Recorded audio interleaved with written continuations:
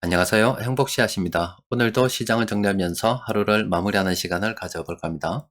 오늘 우리 시장은 코스피는 1.08% 상승 마감했고, 그리고 코스닥은 0.44% 하락 마감했습니다. 코스피 수급을 좀 더 자세하게 들여다보면은 오늘 세력들이 많은 업종 이렇게 순매수를 했습니다. 특히 화학업종 이렇게 두드러지게 이렇게 크게 순매수를 했거든요.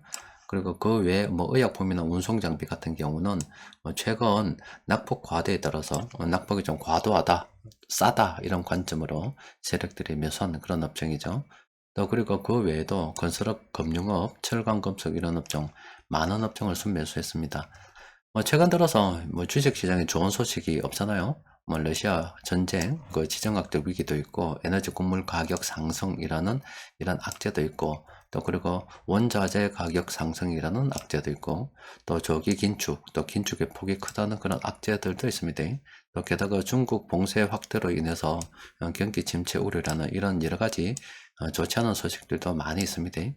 그런 가운데 오늘은 앞으로 좀 긍정적인 면, 앞으로 경제가 점점 회복이 되고 또 사람들이 마스크를 벗고 밖에 나감으로 인해서 여러 가지 상황들이 좋아질 것이다. 이런 기대감이 시장에 오늘 좌우됐다라고 볼 수 있습니다.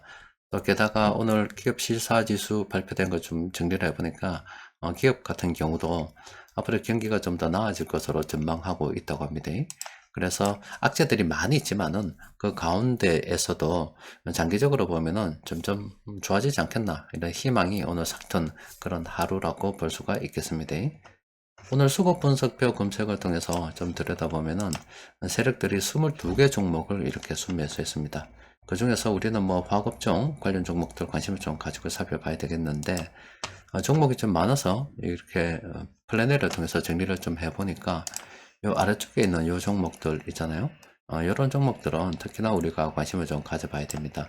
이 중에서도 보면은 이 아모레-퍼시픽 또 그리고 아모레-G 또 한국콜마도 있죠. 이런 종목들은 관심을 가지고 좀 살펴봐야 되겠죠. 그 외에도 몇 종목들 있는데 제가 시향을 정리하고 난 다음에 좀 쭉 살펴보고 괜찮은 종목들이 있으면 내일 장중수급 분석 시간에 별도로 정리해서 올려드리도록 하겠습니다. 오늘 변곡점 지표를 통해서 좀 살펴보니까 뭐 상승 반전 신호 나온 종목들은 최근 거의 보기 힘듭니다. 하락 반전 단기간에 좀 많이 올라가지고 지금 단기적인 고점으로 예상된다 이런 종목들만 많이 보이는 그런 상황입니다. 이런 종목들은 단기적으로 좀 많이 올랐기 때문에 좀 조심해야 됩니다. 농업 바이오 같은 경우는 아직 추세는 살아 있습니다. 그런데 단기적으로 지금 많이 올랐잖아요. 이럴 때 우리가 좀 매수를 생각해 봐야 되고, 지금 단기적으로 좀 많이 올랐기 때문에, 그리고 지금 이제 약세를 조금 보이고 있습니다. 그래서 이 종목을 보유하고 계신 분들은 선택을 해야 되겠죠.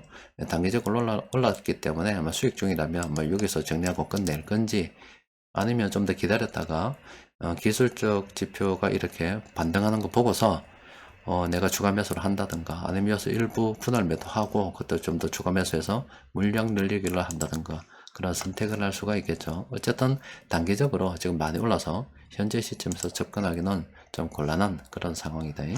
그리고 대창 단조는 많이 올라서 현재 좀 접근하기가 그렇고요. 롯데손해보험 같은 경우도 이때 참 좋았죠. 요 보험주가 이때 상당히 괜찮았습니다. 2022년 초 이때 참 괜찮았는데 이때 앞으로 상승할 것이다 이렇게 분석이 많이 됐잖아요.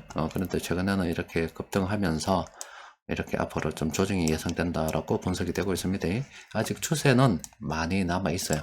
그래서 뭐 이 종목도 선택을 할 수가 있습니다. 계속 들고 갈지, 물량을 정리하고 물량 늘리기를 할지, 아니면 신규로 좀 매수해 보고 싶은데 그러면 좀 기다렸다가 해볼지 이런 선택을 할 수가 있습니다.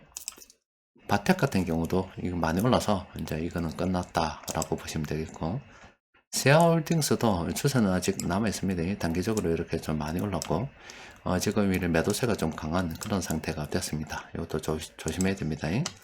그리고 제1기획 같은 경우도 단기적으로 좀 많이 올라서 현재 시점에서는 접근하기 좀 곤란한 그런 상황이고, 이 종목도 지금 단기적으로 이렇게 요때 좋았고 지금 많이 올랐잖아요. 지금 조심해야 됩니다. 아직 추세는 살아 있습니다.